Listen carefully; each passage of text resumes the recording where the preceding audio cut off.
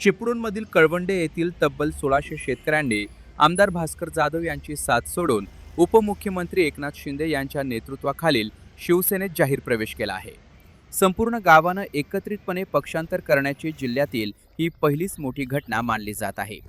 गेल्या 2 वर्षांपासून कळवंडे धरणाच्या दुरुस्तीचा प्रश्न प्रलंबित असल्याने स्थानिक ग्रामस्थ लोकप्रतिनिधींवर कमालीचे संतापले होते.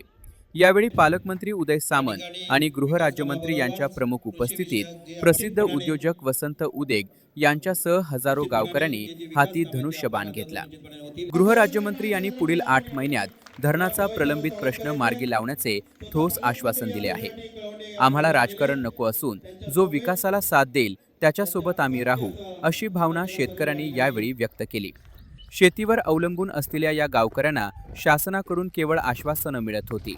त्यामुळे त्यांनी हा टोकाचा निर्णय घेतला. आगामी निवडणुकीच्या पार्श्वभूमीवर हा भास्कर जाधवांसाठी मोठा धक्का मानला जात आहे. कळवंडे गाव हा शेतीप्रधान गाव आहे. सगळी उपजीविकाच कळवंड्याची शेतीवरती चालते. गेली 3 वर्ष आमचं धरण हे गळीत आणि त्याच्यामुळे पाणी साठवणूक होत नाही. 20% फक्त पाणीसाठा केला जातो.